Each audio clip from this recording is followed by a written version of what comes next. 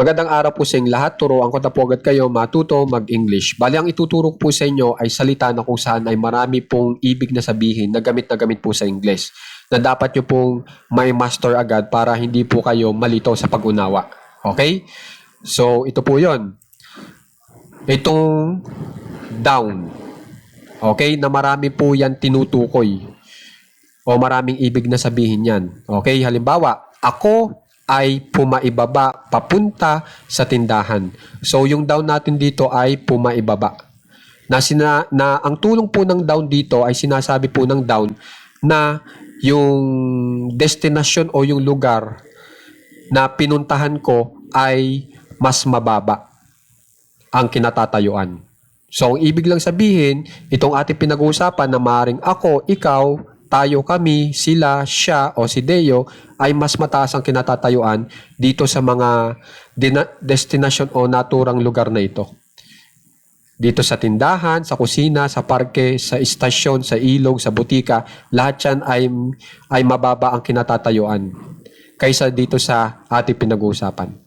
So yan ang gustong ibig na sabihin nitong salitang down. Okay? Isa pa pong halimbawa. Si Deo ay pumaibaba papunta sa kusina. So, ang ibig lang sabihin, yung kusina ay mas mababa dito sa kinatatayuan ni Deo. Nasa taas si Deo, tapos bumaba si Deo papuntang kusina. Okay? So, ang down po ay maaari nating i-connecta dito sa destination na o kaya lugar na mas mababa sa ating pinag-uusapan. So, tandaan nyo na po. Okay? Okay, yung down naman po dito ay maaari po natin i-connecta dito sa tinatawag na direksyon o kaya sa movement o galaw.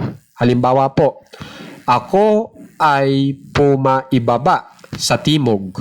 So, di ba ang timog o south ay direction po yan? Okay? So, ipapaliwanag ko lang po. Pag south po ang inyong pinuntahan, down po talaga ang gagamitin nyo. Pero pag north po ang pupuntahan nyo, up ang gagamitin nyo. Tandaan nyo na po yan. Okay? Batas na po yan sa English. Okay? Pag papunta ka sa south, down. Paibaba. Pag papunta ka sa north, pataas. Up.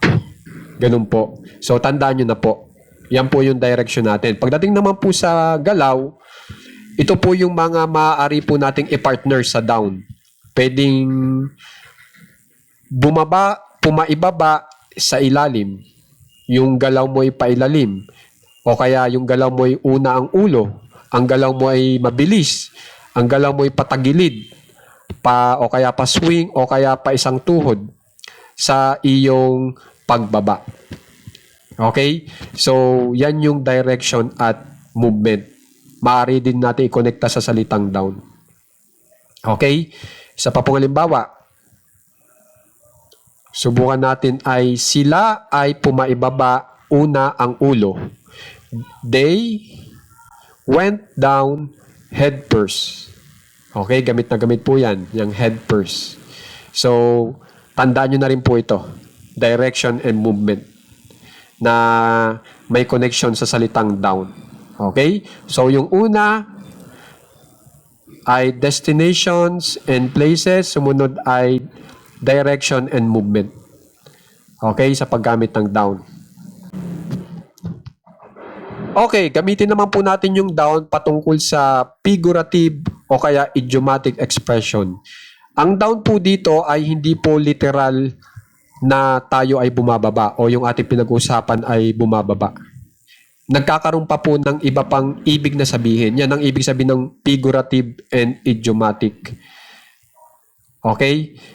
Hindi talaga literal na bumababa. Halimbawa, ako ay pumaibaba sa listahan. Alangan naman pong yung listahan ay bababa ako doon ng literal. E di nasira ko yung papel. Di ba, hindi naman po pwede yun. Pwedeng mangyari yan kung ang bababa ay yung pangalan. Pangalan ko lang na nakalista doon sa listahan. Bababa siya ng level. Di ba? Mula sa taas, biglang bumaba ng level. Yun po ang ibig sabihin nitong figurative o kaya idiomatic expression. Hindi talaga yung literal na pagbaba ang ibig sabihin niya, kundi meron pang ibang ibig na sabihin. Pero pwedeng gamitan ng down. Okay? Pag in-English po natin yan, I went down in the list. Para sa ako ay pumaibaba sa listahan. Isa pa pong halimbawa, kunyari, itong siya ay babae, so she po ang gagamitin ko. Pero kung lalaki, he. Subukan natin itong babae. Siya ay pumaibaba sa pagkambyo. Kung dati po siya ay napaka matiyagang tao sa pagtatrabaho, biglang pag sinabi natin na pumaibaba sa pagkambyo, ibig lang sabihin, bigla po siya naglaylo. Kung dati, sobrang tiyaga, ngayon, hindi na ganun katyaga. Yun naman po ang ibig sabihin. Pag in-English po natin yan, she went down a gear. Pwedeng ganun po ang maging ibig sabihin nitong siya. Yun po ang ibig sabihin ng siya ay pumaibaba sa pagkambyo. So, hindi talaga yung babae bumaba, may binaba na literal. Bumaba ng hagdan, hindi po. So, yan ang gamit ng figurative o idiomatic expression na gamit din po sa English na dapat yung malaman. So, ngayon, alam nyo na ang down pala ay pwede rin gamitin sa ganitong pamamaraan. Okay? Okay, sumunod naman po, ang down ay patungkol naman sa tinatawag na physical location. Ibig sabihin, yung ating pinag-uusapan na ako o itong si Deo, alin man dyan sa mapipili nyo, ay ang lokasyon po ay paibaba. Pag siya ay nakatungtong sa hagdan, ibig sabihin yan, pababa siya. Okay? Pag nakatungtong siya sa elevator, yung lokasyon niya ay pababa. Yun ang ibig sabihin nitong physical location na may patungkol sa down. Okay? So, tandaan nyo na rin po yan. So, 4 yan. Una ay destination and places, directions and movement, figurative and idiomatic, at ang huli po ay physical location kung saan nakatayo yung ating pinag-uusapan na pababa. Okay? So, halimbawa, ikaw ay bumaba sa pasilyo. Okay? So, ikaw ay nasa pasilyo kung saan ay nasa mababang kinatatayuan. Okay? O kaya pababa. Yun po ang ibig sabihin yan. Yung physical location niya ay mababa o pababa. Okay? Katulad po nitong hagdan. Nakatayo ka sa hagdan. Di ba ang hagdan ay pababa?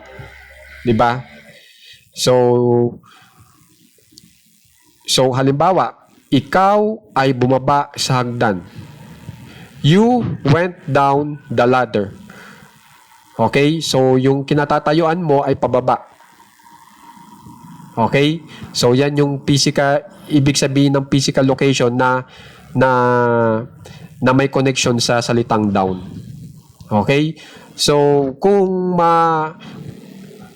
matatandaan nyo po lahat ng itong 4 na ito, itong 1, 2, 3, 4, ang ibig sabihin ng down, talagang hindi na po kayo maliligaw sa pag-unawa sa salitang down. Di ba po ba? Kaya talagang ito ay ginawa ko para sa inyo. Okay?